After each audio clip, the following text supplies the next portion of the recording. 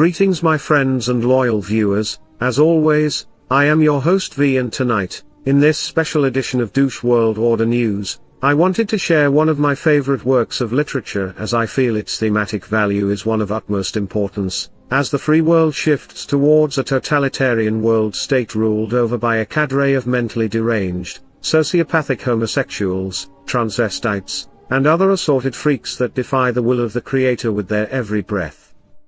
Together we shall now explore Henry David Thoreau's Civil Disobedience.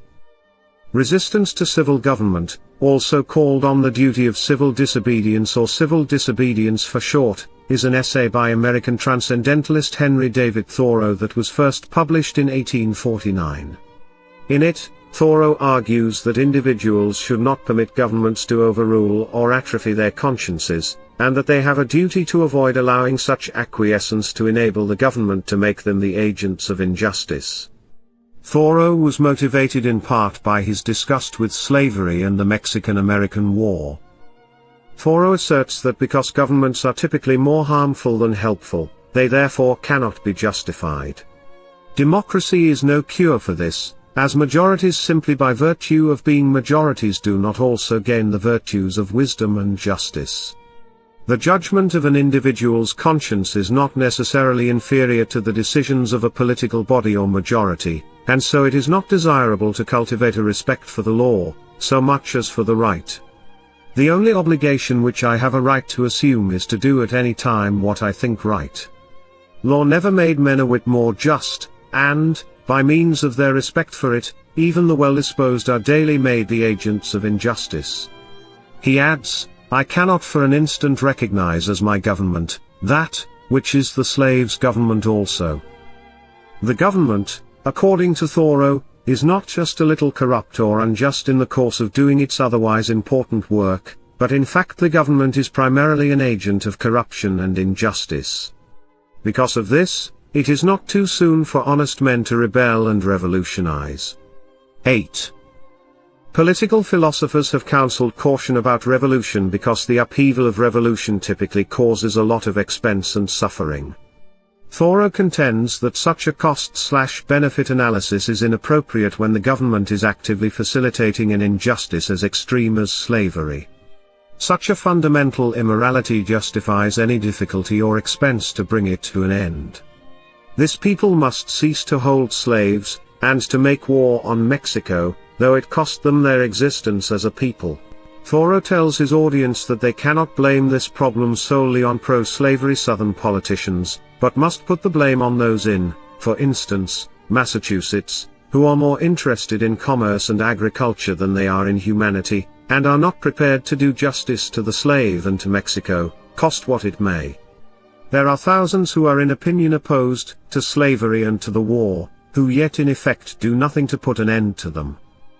He exhorts people not to just wait passively for an opportunity to vote for justice, because voting for justice is as ineffective as wishing for justice. What you need to do is to actually be just. This is not to say that you have an obligation to devote your life to fighting for justice, but you do have an obligation not to commit injustice, and not to give injustice your practical support. Paying taxes is one way in which otherwise well-meaning people collaborate in injustice. People who proclaim that the war in Mexico is wrong and that it is wrong to enforce slavery contradict themselves if they fund both things by paying taxes. Thoreau points out that the same people who applaud soldiers for refusing to fight an unjust war are not themselves willing to refuse to fund the government that started the war. In a constitutional republic like the United States, people often think that the proper response to an unjust law is to try to use the political process to change the law, but to obey and respect the law until it is changed. But if the law is itself clearly unjust, and the lawmaking process is not designed to quickly obliterate such unjust laws, then Thoreau says the law deserves no respect and it should be broken. In the case of the United States, the Constitution itself enshrines the institution of slavery, and therefore falls under this condemnation. Abolitionists, in Thoreau's opinion, should completely withdraw their support of the government and stop paying taxes, even if this means courting imprisonment, or even violence. Under a government which imprisons any unjustly, the true place for a just man is also a prison, where the state places those who are not with her, but against her, the only house in a slave state in which a free man can abide with honor. Cast your whole vote, not a strip of paper merely, but your whole influence. A minority is powerless while it conforms to the majority. It is not even a minority then, but it is irresistible when it clogs by its whole weight. If the alternative is to keep all just men in prison, or give up war and slavery, the state will not hesitate which to choose. If 1,000 men were not to pay their tax bills this year, that would not be a violent and bloody measure, as it would be to pay them, and enable the state to commit violence and shed innocent blood. This is, in fact, the definition of a peaceable revolution, if any such is possible. But even suppose blood should flow. Is there not a sort of blood shed when the conscience is wounded? Through this wound a man's real manhood and immortality flow out, and he bleeds to an everlasting death. I see this blood flowing now. Because the government will retaliate, Thoreau says he prefers living simply because he therefore has less to lose. I can afford to refuse allegiance to Massachusetts. It costs me less in every sense to incur the penalty of disobedience to the state than it would to obey.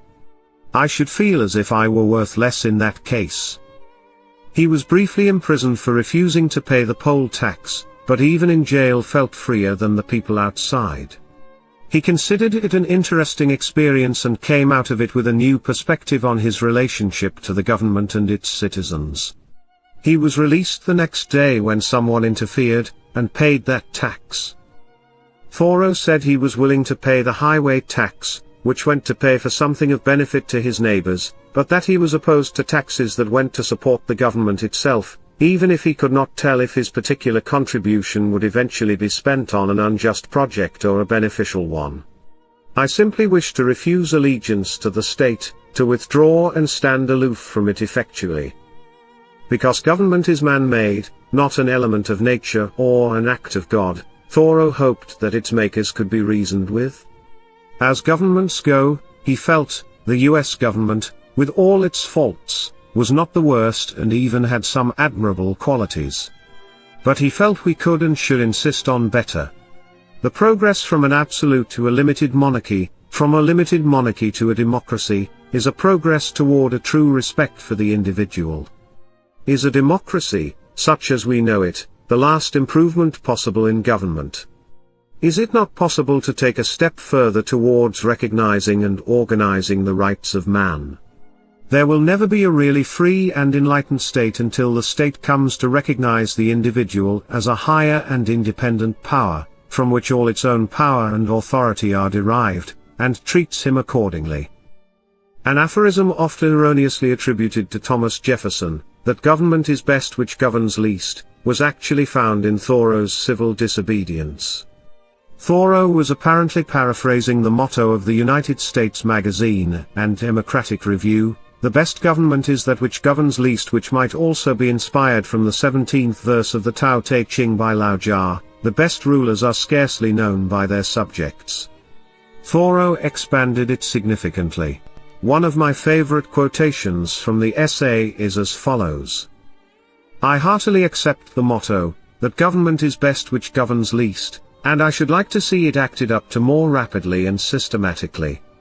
Carried out, it finally amounts to this, which I also believe, that government is best which governs not at all, and when men are prepared for it, that will be the kind of government which they will have. Government is at best but an expedient, but most governments are usually, and all governments are sometimes, inexpedient." Thoreau influenced many of the world's future freedom fighters, and Mahatma Gandhi found him to be of great value during his struggle against British imperialism. Having said this, Thoreau was a great writer, philosopher, poet, and withal a most practical man, that is, he taught nothing he was not prepared to practice in himself. He was one of the greatest and most moral men America has produced. At the time of the abolition of slavery movement, he wrote his famous essay on the duty of civil disobedience. He went to prison for the sake of his principles and suffering humanity. His essay has, therefore, been sanctified by suffering. Moreover, it is written for all time. Its incisive logic is unanswerable.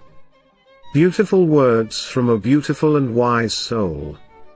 The reason I chose this particular essay for this video was because we are currently standing at a great precipice, one where man has to make a choice, whether to sit idly by wasting away his hours in the pursuit of goals that will never bear fruit, once the New World Order clown world shit show has solidified itself to the degree that we will be incapable of stopping its juggernaut of abject and utter stupidity, or we can begin to organize and rally ourselves, peacefully at first, and if it comes down to it, initiate a campaign of extreme violence where the heads of the leaders and supporters of this secret plot will be forever displayed on poles all across the world, so that we may never forget the war for our very souls we were forced to wage, when all we wanted to do was live out our lives peacefully. Regardless of what you think is really happening in the world right now, the fact remains that there is a satanic coven of witchcraft practicing, child-sacrificing monsters that have, for decades, been working behind the scenes to bring about the apocalypse like it was some damned movie script. Many of you do not realize this, but the very word Hollywood, where so many of our minds have been programmed from, is a reference to the ancient Babylonian practice of making magic wands out of the wood of the holly tree. This is why they call it movie magic. Hollywood and most of the actors therein are practicing Satanists, cannibals, and engaged in ritualistic sodomy and sacrifice of children. The evidence is all around you, you just need to look for it. We need to begin fighting back. Prepare for war. It is your duty. Please like, share, and subscribe. Thanks for watching.